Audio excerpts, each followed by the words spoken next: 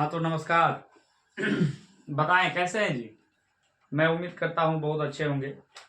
तो बच्चे आज हम यानी 13वां अध्याय जो कि इंग्लिश में मेंस्ट्रुएशन चैप्टर और हिंदी में क्षेत्रमिति चैप्टर के नाम से कहते हैं, तो इसका हम पार्ट 1 करके एक वीडियो बनाकर अपने चैनल में जीनियस ऑनलाइन क्लासेस के चैनल में हम डाल दिए हैं। तो बच्चे आज हम यानी बेसिक का पार्ट टू को पढ़ेंगे। तो आप लोग मतलब ध्यान से समझेंगे और हमसे जहां तक हो सके समझाने का प्रयास काफी मतलब बेहतर रहेगा। अगर कहीं किसी प्रकार की दिक्कत होगा तो फिर आप सब कमेंट में लिख के बताइएगा, तो वैसा हम आप सबको पुनः समझाने का प्रयास करेंगे। तो बच्चे हम चलते हैं आगे अपने चैप्टर की ओर। यह कक्षा 10 की मैथ है ना, और एनसीईआरटी बुक को हम लोग फॉलो करते हैं। तो बच्चे हम लोग आज पढ़ने वाले थे शंकु का बेसिक, यानी शंकु होता क्या है बच्चे। तो हमने शंकु की आकृति को यहाँ पे लिखे हैं बच्चे, यहाँ स्टेप से बनाए हैं जो आप सबके सामने मतलब अच्छा से दिखाई पड़ रहा होगा। तो बच्चे सब हम लिखे हैं कि शंकु किसे कहते हैं। सबसे पहले हम इसका डिफिनेशन मतलब लिख दिए हैं यहाँ पे, शंकु कहते किसे हैं। तो शंकु का डिफिनेशन जानने से पहले हम यह जानेंगे कि शंकु में होता क्या सब चीज है। तो बच्चे हम यहाँ पे इंडिकेट कर दिए हैं इस टाइप की जो आकृति है, इस टाइप की है ना। यह मेरा क्या हो गया, इस टाइप से है ना। तो ये जो है तिरछा आकार की, तो इसको हम लोग कहते हैं तिर्यक ऊंचाई, जिसको हम लोग शॉर्ट में एल से को कहते हैं, ठीक है। और ये जो खड़ा है इस टाइप से यहाँ ऊपर से जो नीचे तक आया है, इसको हम लोग ऊंचाई कहते हैं बच्चे, जिसको हम लोग एस से सूचित करते हैं। क्लियर है, समझ में आ गया। और नीचे बी से सी तक की दूरी मेरा व्यास है, समझ में आ गया होगा। उसके बाद ओ से, बिंदु ओ से, कहां से बच्चे, बिंदु ओ से, बिंदु यहाँ ओ रहा आपका और यहाँ सी, ओ से है ना, ओ से सी तक की दूरी आपकी त्रिज्या कहलाएगा, है ना। यहाँ पे हम लिख देते हैं त्रिज्या। कोई दिक्कत बच्चे, शॉर्ट में इसको आर लिखते हैं। तो सबसे पहले बच्चे इसका परिभाषा करने से पहले हम जानेंगे कि यह होता कैसा है। जैसा कि हम लिखे हैं यह मेरा शंकु है। अगर शंकु को हम घरेलू भाषा के मतलब आधार पे जाने तो शंकु होता कैसा है। शंकु सबसे पहले मतलब आजकल सबसे साधारण अर्थ में हम लोग बर्थडे गांव ग्राम में ज्यादा मनाते हैं। जो बच्चे या जिस व्यक्ति का बर्थडे मनाया जाता है तो उस व्यक्ति का जो टोपी अगर गौर से हम लोग देखते हैं तो बस सेम टू सेम शंकु के आकार की होता है, यानी ऊपरी सतह उसका कोणीय होता है। शंकु का ऊपरी सतह कोणीय और निचली जो सतह है यानी इस टाइप की जो सतह, यह जो सतह है ना, यह सतह वृत्ताकार होता है। तो एक ऐसी आकृति, अब हम लोग चलेंगे शंकु की परिभाषा में बच्चे, तो ध्यान से, एक ऐसी आकृति जिसका एक भाग कोणीय हो तथा दूसरी भाग वृत्ताकार हो, तो उससे हम लोग शंकु कहते हैं। समझ में आ गया बच्चे, कोई दिक्कत, समझ में आ गया। अब हम लोग आगे चलेंगे कि शंकु का हम लोग डिफिनेशन को समझ गए। तो शंकु में बच्चे कुछ मुख्य बातें होते हैं, जैसे मुख्य बात ये हो गया त्रिज्या, यहाँ ये हो गया आपका त्रिज्या, ये हो गया त्रिज्या, यानी ओ से सी तक की दूरी क्या कहलाती है, त्रिज्या। हम लोग देखेंगे ओ सी का है, तो यहाँ पे आपको हम पहले समझा चुके हैं बच्चे, ओ से सी तक की दूरी त्रिज्या कहते हैं, हिंदी में त्रिज्या कहते हैं, है ना। और कहाँ से कहाँ तक की दूरी त्रिज्या कहलाएगा, ओ से सी तक की दूरी। क्लियर है बच्चे, और इसको संक्षेप में क्या कहेंगे बच्चे, आर कहेंगे। समझ में आ गया, कोई दिक्कत। अब हम लोग आगे चलते हैं। तिर्यक ऊंचाई यानी तिरछी ऊंचाई। तो बच्चे तिरछी ऊंचाई यानी कि शंकु में जो तिरछा है इस रूप में है ना। जैसे यानी ए से सी तक की दूरी या ए से बी तक की दूरी, यह मेरा तिर्यक ऊंचाई हुआ, ए से सी तक की दूरी और ए से बी तक की दूरी। क्लियर है बच्चे, समझ में आ गया। और ऊंचाई कहां से कहां तक है, पहले इसको देखेंगे। हम लिखे हैं ए ओ, तो सही है बच्चे, ए से ओ तक की दूरी जो है मेरा ऊंचाई कहलाता है। क्लियर है बच्चे, समझ में आ गया, जिसको हम लोग एच से सूचित करते हैं। यहाँ तक क्लियर है, समझ में आ गया।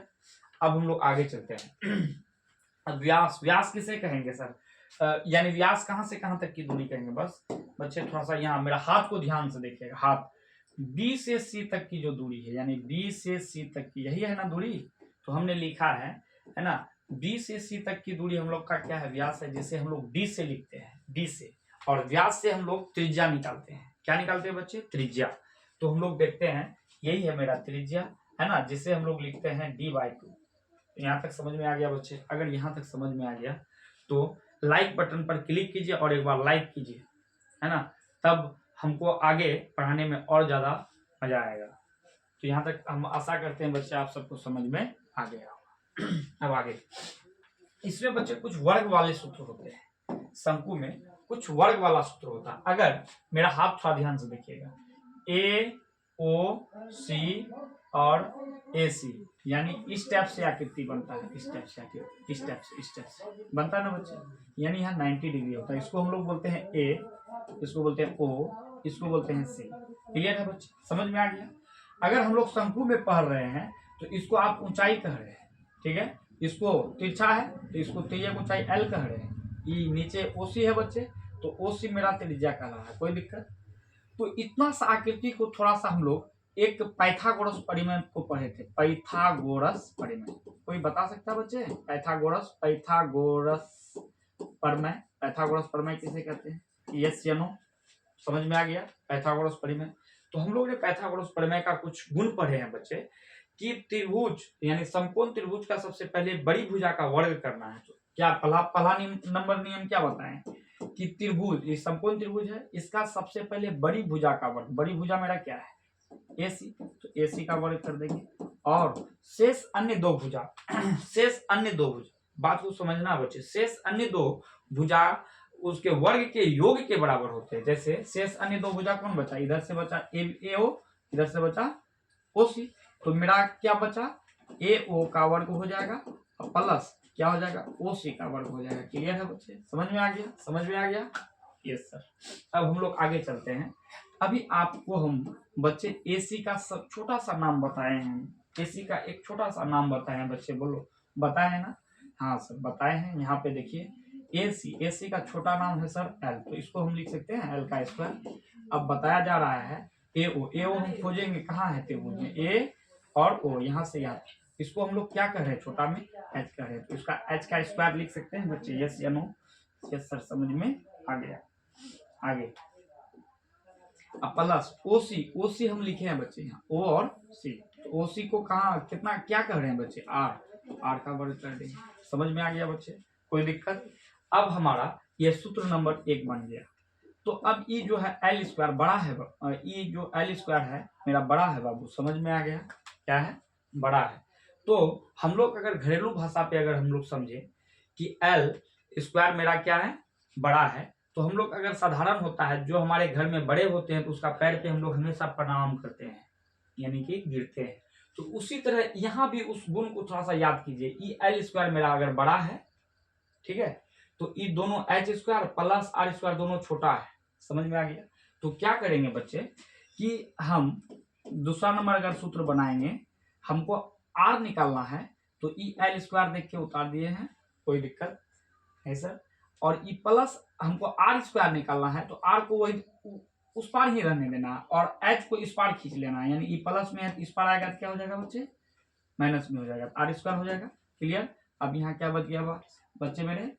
आर स्क्वायर बच गया, कोई दिक्कत है ना? यानी इस सूत्र नंबर 1 हो गया और इस सूत्र नंबर 2 हो गया, कोई दिक्कत? अब बच्चे हमें निकालना है क्या? अब सर हमें निकालना है एच, एच नन है, यानी एच को अकेला देखना चाहेंगे, तो आप क्या बताइएगा? तो बस वही काम करना है, 3 नंबर में जाएंगे सर, एल स्क्वायर तो ये बड़ा अपना ही स्थान में रहेगा, एच हम अकेला देखना चाहेंगे एच को, तो एक काम करते हैं, हम आर को उठा के इस पार खींच लेते हैं, प्लस में अगर यदि आर है तो इस पार खींच लेंगे बच्चे, मेरा क्या हो जाएगा? एच सॉरी यहाँ पे एच स्क्वायर नहीं होगा, आर आ रहा है ना बच्चे, आर आ रहा है उधर से, तो यहाँ पे आर का स्क्वायर दीजिएगा, यस, यहाँ पे आर का स्क्वायर दे दीजिए, यहाँ क्या बच गया? एच का स्क्वायर, यानी ये हो गया मेरा सूत्र संख्या 2। इसको हम यानी कि बच्चे हम यानी कि ये जो शंकु वाला चैप्टर है, इस चैप्टर में हम इसको प्यारा सा एक नाम दिए हैं, जिसका नाम दिए हैं वर्ग वाला सूत्र। कौन सा सूत्र बच्चे? वर्ग वाला सूत्र, वर्ग वाला सूत्र। क्लियर है? समझ में आ गया? तो अगर पूछ दे कि शंकु में वर्ग वाला सूत्र कितने होते हैं, तो बोलना है सर 3 होते हैं। कौन सूत्र? वही बताना है, यही सब चीज को सर आपने पढ़ाए हैं कि एल स्क्वायर बराबर सूत्र पढ़ाए हैं sir, H square plus R square, एक सूत्र क्लियर है, वर्ग वाला का एक सूत्र क्लियर। अब दूसरा में हम अभी निकाले हैं सर आर स्क्वायर है ना, आर स्क्वायर बराबर L square minus H square. Same उसी प्रकार हम यहाँ लिखे हैं दूसरा नंबर सूत्र, आर स्क्वायर बराबर L square minus H square. Clear है? क्लियर है सर, समझ में आ गया? चलिए आगे, और एक सूत्र वर्ग वाला रह गया, एक सूत्र रह गया एच। तो एच स्क्वायर सूत्र क्या है, एच स्क्वायर बराबर एल स्क्वायर माइनस, उल्टा पढ़ना बच्चे, एच स्क्वायर बराबर L square minus R square, है ना। तो उसी तरह हम यहाँ तीसरा नंबर सूत्र लिखे हैं यानी एच स्क्वायर बराबर sir L square minus R square होता है। यहाँ तक कोई दिक्कत बच्चे? अगर यहाँ तक समझ में आ गया है तो एक बार, है ना, अपने लाइक बटन पे लाइक थोड़ा सा सब कोई जोर से ठोकेंगे। ये बहुत बेहतरीन जबरदस्त मतलब सूत्र है। इसी के मतलब अध्ययन से, इसी को समझने से हमारा क्षेत्रमिति चैप्टर कंप्लीट होता है। अब हम लोग बात करेंगे बच्चे, यानी कि मतलब शंकु के बारे में पढ़ रहे हैं, शंकु का सूत्र का। तो सबसे पहले आयतन, आयतन लिखिए। अब यहाँ आप सब कंफ्यूजन हो सकते हैं कि आयतन सर किसका बोल रहे हैं, तो हम लोग पढ़ किसके रहे हैं, शंकु के बारे में। तो शंकु का आयतन, तो शंकु का आयतन क्या हो जाता है sir 1/3 pi R square H होता है। यहाँ तक समझ में आ गया? कोई दिक्कत? कोई दिक्कत नहीं सर। अब हम लोग बात करेंगे किसका, वक्र पृष्ठ क्षेत्रफल का। तो शंकु का वक्र, वक्र और पार्श्व एक ही चीज होता है, जो कि हम पहले वीडियो में इसके बारे में अच्छा से डील कर दिए हैं बच्चे। उस अगर यहाँ समझ में नहीं आया तो पहले पार्ट 1 कह करके वीडियो को आप लोग मतलब देख लीजिएगा। तो क्या हो गया, वक्र या पार्श्व पृष्ठ दोनों एक ही चीज होता है। वक्र मतलब ही होता है पार्श्व, या पार्श्व मतलब ही होता है वक्र। तो वक्र या पार्श्व पृष्ठ क्षेत्रफल होता है पाई आर एल होता है। समझ में आ गया बच्चे? कोई दिक्कत नहीं सर। अब हम लोग आगे बात करेंगे किसका, कुल पृष्ठ क्षेत्रफल का। तो किसका कुल पृष्ठ क्षेत्रफल, तो शंकु का, शंकु का कुल पृष्ठ क्षेत्रफल होता है pi R whole into R plus L bracket बंद। यहाँ तक समझ में आ गया बच्चे? अगर यहाँ तक समझ में आ गया है तो एक बार मतलब लाइक का बटन सिंबल दबाइए। अगर समझ में आ गया है तो इसको आप सब स्क्रीनशॉट ले सकते हैं। चलिए, तो हम लोग अब बात करेंगे आगे। आगे क्या है, आगे है बच्चे, हम तैयार किए हैं अर्धगोले को। किसको तैयार किए हैं, अर्धगोले, अर्धगोला। अब हम लोग जानेंगे सर ये अर्धगोला क्या है। बस अर्धगोला यही है, इसी को हम लोग बोलते हैं अर्धगोले। समझ में आ गया? क्या बोलते हैं, अर्धगोले। ठीक है, अब यह मेरा आकृति अर्धगोला का है। ठीक है, तो अब सबसे पहले अर्धगोला में होता क्या सब चीज है। सबसे पहले ए से बी तक की दूरी मेरा कहलाएगा बच्चे व्यास, जैसे हम लोग डी से सूचित करते हैं। और ओ से बी तक की दूरी कहलाता है आर, जिसको हम लोग त्रिज्या लिखते हैं, जो आगे हम लोग नोट में इसको समझा दिया गया है।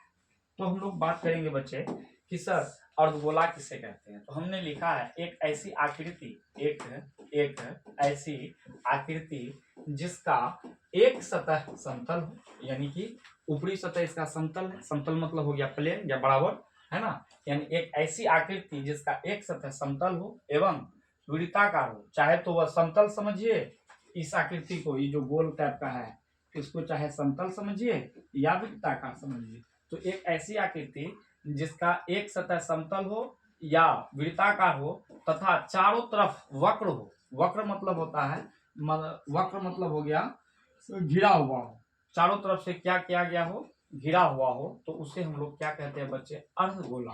समझ में आ गया? तो एक ऐसी आकृति जिसका एक भाग वृत्ताकार हो तथा दूसरा एक भाग वृत्ताकार एवं समतल हो तथा दूसरा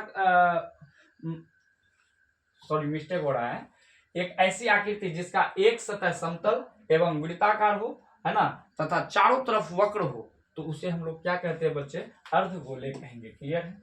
तो अब हम लोग जानेंगे सर अर्धगोले में होता क्या है। तो अर्धगोले में व्यास भी होता है, जो कि हम ए से बी तक की दूरी को हम लोग क्या जानेंगे बच्चे, व्यास जानेंगे। ए से बी तक की दूरी हम लोग क्या जानेंगे, व्यास, है ना। तो जिससे हम लोग क्या चीज से लिखेंगे, डी से डिनोट करेंगे या डी से लिखेंगे। क्लियर है? समझ में आ गया?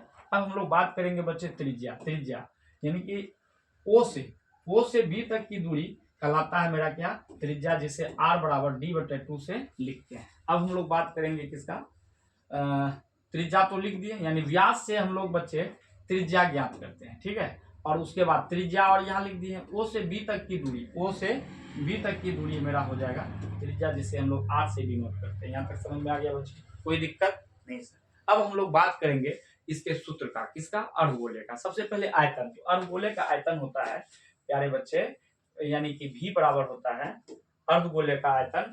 हम लिखना इसमें क्या हो गया, लगता है भूल गया। अर्धगोले का आयतन इसका होता है 2/3 पाई आर क्यूब। इसका सूत्र होता है 2/3 पाई आर क्यूब होता है। समझ में आ गया, कोई दिक्कत नहीं। अब बात करेंगे पार्श्व पृष्ठीय क्षेत्रफल या वक्र पृष्ठीय क्षेत्रफल का। तो इसका पार्श्व और वक्र का हम लोग आगे वीडियो में चर्चा कर दिए हैं। तो पार्श्व या वक्र पृष्ठीय क्षेत्रफल होता है 4/3 पाई आर स्क्वायर होता है, और अर्धगोले का कुल पृष्ठीय क्षेत्रफल होता है 3 पाई आर स्क्वायर। तो बच्चे मैं उम्मीद करता हूं कि आप सब यहाँ तक समझ गए होंगे। एक बार लाइक का बटन जोर से दबाना है, तो इसको आप लोग स्क्रीनशॉट ले लीजिए। अब हम लोग बात करेंगे आगे। तो आगे है बच्चे गोले या गोला, इसी को कहते हैं। जैसे यहाँ पे हम लिख दिए है ना, गोला में होता कितना चीज है बच्चे, मतलब होता है एक ए से बी तक की दूरी व्यास कहलाएगा। क्लियर है, ए से बी तक की दूरी मेरा व्यास कहलाएगा, और ओ से बी तक की दूरी मेरा क्या कहलाएगा बच्चे, मेरा त्रिज्या कहलाएगा। कोई दिक्कत नहीं सर, यहाँ तक समझ में आ गया? जी सर, समझ में आ गया। अब हम लोग बात करेंगे गोले किसे कहते हैं। यानी एक ऐसी आकृति जिसका केवल एक तल हो, है ना। यानी गोले को ये अगर गोला है, इसको कहीं धरती पे अगर लुढ़काइएगा तो कोई ना कोई एक तल है जो उस तल पे वह अटक जाएगा। तो वही बात है, एक ऐसी आकृति जिसका केवल एक तल हो, है ना, अर्थात एक निश्चित बिंदु पर समान दूरी पर हो, तो उसे हम लोग क्या कहते हैं बच्चे, गोले कहते हैं। गोला समझ में आ गया बच्चे? यस या नो? अब हम लोग बात करेंगे इसका कुछ नोट का। तो इसका त्रिज्या, यानी कहां से कहां तक दूरी गोले में त्रिज्या होगा, ओ से, यहाँ समझेंगे बच्चे, ओ से यहाँ है, ओ से बी तक की दूरी मेरा हो जाएगा बच्चे, है ना, ओ से बी तक की दूरी त्रिज्या हो जाएगा। क्लियर है? अब हम लोग बात करेंगे क्या, व्यास का, है ना। ए से बी तक की दूरी मेरा क्या कहलाएगा बच्चे, व्यास कहलाएगा, जिसे हम लोग डी से डिनोट करते हैं। क्लियर है? और व्यास से बच्चे हम लोग क्या निकालते हैं, त्रिज्या निकालते हैं। समझ में आ गया? यस। अब हम लोग बात करेंगे इसका सूत्र का, किसका, गोले का। तो गोले का सबसे पहले होता है आयतन। तो आयतन का सूत्र होता है 4/3 पाई आर क्यूब होता है। यहाँ तक समझ में आ गया? अब हम बात करेंगे पार्श्व पृष्ठ क्षेत्रफल। पार्श्व का ही दूसरा नाम हम और बताए थे, मतलब वक्र पृष्ठ क्षेत्रफल। तो गोले का पार्श्व या वक्र पृष्ठ क्षेत्रफल होता है बच्चे 4/3 पाई आर स्क्वायर होता है।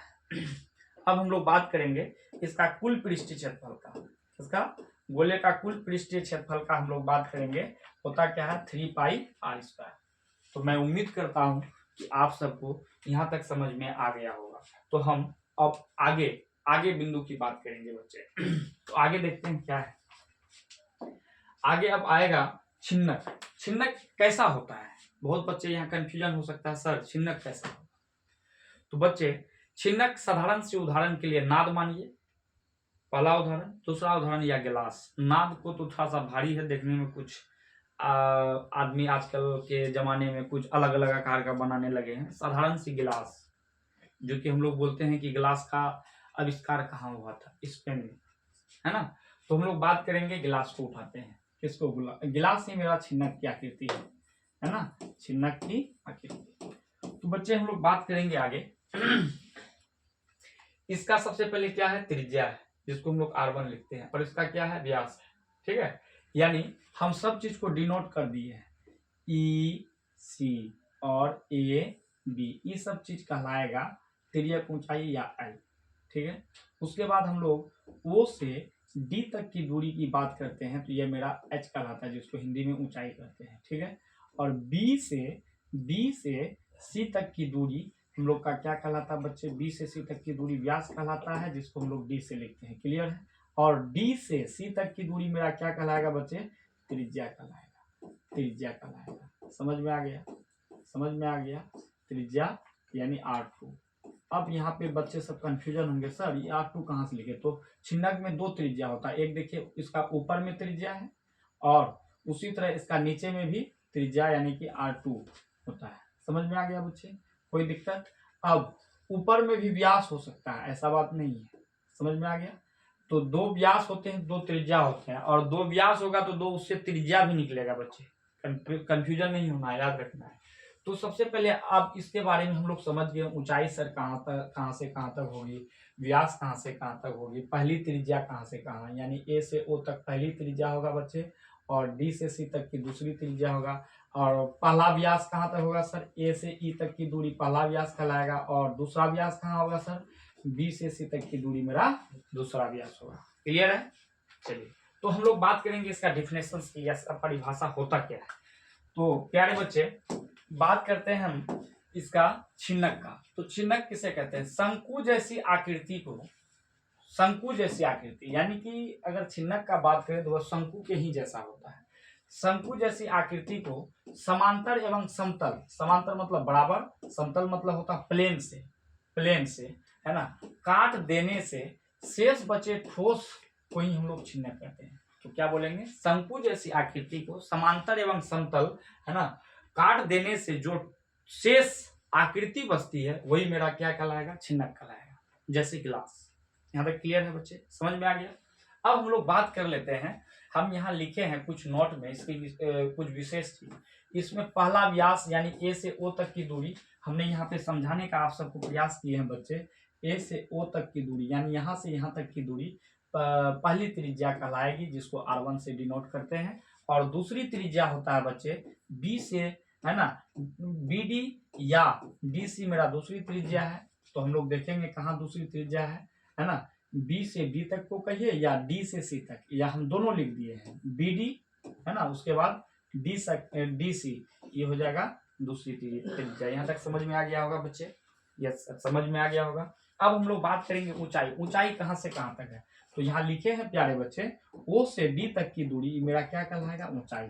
आप लोग को कंफ्यूजन नहीं होना, O से D तक की दूरी, इसका छोटा नाम h है, या ऊंचाई कहिए। तो तिर्यक ऊंचाई होता है जी सर, तिर्यक भी ऊंचाई होता है। तो ए बी देखिए, ए और बी, या उसी तरह उस पार में जाइए, ई और सी को देखिए, ई मेरा तिर्यक ऊंचाई है, जिसको हम लोग एल से डिनोट करते हैं, यानी त्रिज्या। इसमें व्यास भी होते हैं बच्चे, व्यास भी दो गो होता है। एक हम यहाँ खाली लिख दी है BC, BC हो गया आपका पहली व्यास, और यहाँ भी होगा AE, है ना, ई हो जाएगा आपका दूसरी व्यास, यानी D2 हो जाएगा। इसका सूत्र अब इससे हम लोग क्या निकालते हैं? व्यास से त्रिज्या निकालते हैं। त्रिज्या का सूत्र क्या होता है? R बराबर D/2 होता है। यहाँ तक समझ में आ गया होगा बच्चे? तो अब हम लोग इसके सूत्र की बात कर लेंगे, किसका? यानी कि छिन्नक का। तो बच्चे, ई मेरा क्या है? छिन्नक का आयतन। तो छिन्नक का आयतन होता है 1/3 पाई h ब्रैकेट शुरू R1 स्क्वायर प्लस R2 का square plus R1 into R2। Clear है बच्चे? अब हम लोग बात करेंगे इसका वक्र या पार्श्व पृष्ठ क्षेत्रफल। तो इसका वक्र या पार्श्व पृष्ठ क्षेत्रफल होता है बच्चे पाई एल ब्रैकेट शुरू R1 प्लस R2। अब हम लोग बात करेंगे कुल या संपूर्ण। कुल को ही हम लोग संपूर्ण बोलते हैं, संपूर्ण। कुल का ही दूसरा भाषा में हम लोग संपूर्ण जानेंगे। संपूर्ण मतलब होता है पूरा। इसका संपूर्ण पृष्ठ क्षेत्रफल होता है बच्चे पाई एल ब्रैकेट शुरू R1 का स्क्वायर प्लस R2 का स्क्वायर प्लस पाई R1 का स्क्वायर प्लस पाई R2 का स्क्वायर। यहाँ तक समझ में आ गया बच्चे? अब हम लोग बात करेंगे इसका क्या? वर्ग वाला सूत्र। तो इसका वर्ग वाला सूत्र होता है बच्चे, है ना, एगो एल वाला वर्ड होता है जिसको हम लोग त्रिज्या कहते हैं। तो इसका सूत्र होता है √h² प्लस R1 का स्क्वायर माइनस R2 का स्क्वायर। तो बच्चे, मैं आशा और उम्मीद के साथ कह सकता हूं कि हमारे द्वारा जो बताई गई परिभाषा है आप सबको और अच्छा से समझ में आ गया होगा। अगर अच्छा से समझ में आ गया है तो यह हमारी वीडियो को आप अपने दोस्त तक मतलब शेयर कीजिए, लाइक कीजिए, सब्सक्राइब कीजिए, ताकि और आने वाला जो मतलब बच्चे का जो एग्जाम है वह इस वीडियो से उसका कुछ हेल्प हो सके। जय हिंद बच्चे।